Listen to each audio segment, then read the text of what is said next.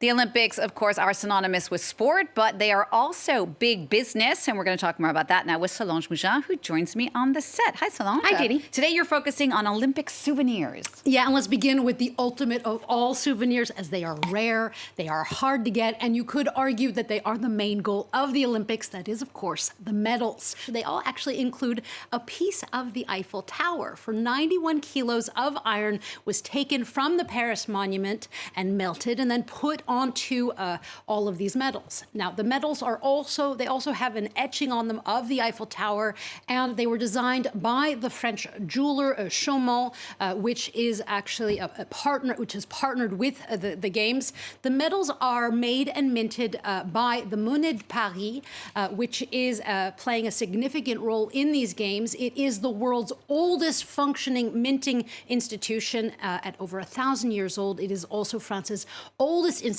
as well. Now, in addition to the medals, the Monnaie de Paris is also creating a number of commemorative coins for the Games.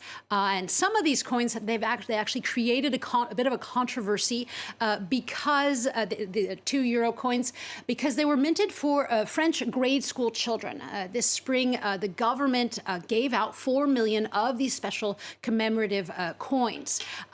This cost them 16 million euros, and many school unions said this was a bad idea, that not only is the money not allowed in the classroom, but that the cost could have gone to better uses like hiring teachers or helping underfunded schools. Nonetheless, these financial souvenirs were meant to get some people excited about the Games, and a total 24 million of the special coins, these €2 coins, have also, with us, they sort of have a dancing Eiffel Tower on the back.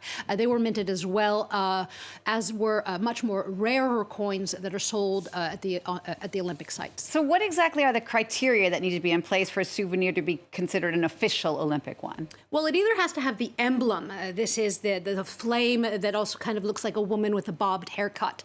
Or it has to have the mascot, the frige. This represents freedom. It is supposed to look like a revolutionary cap, but when it was unveiled, many said that it looked more like a part of the female anatomy. The final possible criteria is for the product to be made and licensed by the Paris teams. Now, in total, there are some 8,000 products that were officially licensed, with the hope that they'll bring in some 2 billion euros in sales.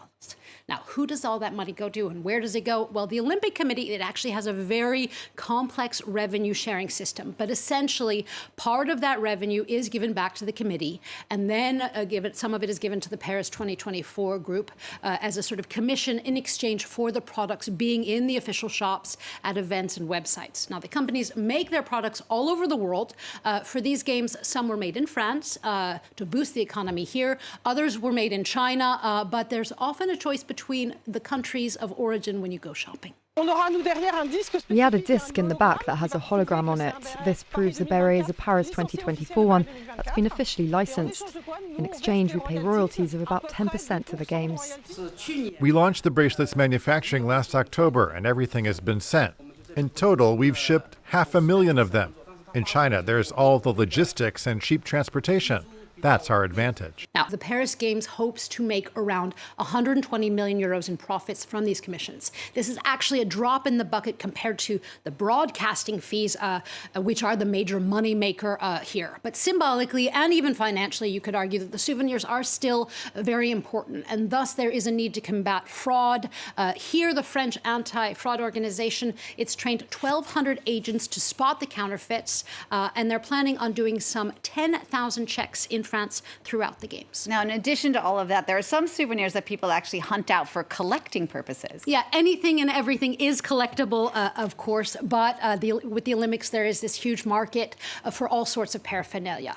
Much of it is often resold and traded, including medals and torches and paper invitations. Clothing pins are actually a prime example of this. There is a whole world of pin collectors, be they athletes or tourists, that come to swap the pins. I always have them on me. It's a bit like my calling card, and it's why people notice me. I am here because I love the Olympics and I enjoy trading pins. And this is my third Olympics doing this, and I just bring pins and hope that people want to trade for the things that I have. Now, the pins' history is actually quite fascinating. They date back to the first modern Olympics in 1896 in Athens. Organizers actually needed something to identify and differentiate athletes and judges. So they had these like little wooden badges made. Then in 1906, France and Sweden had ones for their specific teams, and that is when the trading tradition began between different nations. And then, of course, there's the U.S. Olympics in 1984, and the whole marketing and branding pins took off. Today, there are at least 350 new ones for these games, and the Paris pigeon is actually one of the most popular ones. It's thought that 1 in 2 pins at the moment that's being sold is the Paris pigeon. I will have to look out for those Paris pigeon pins. Solange Moujon, thank you so much.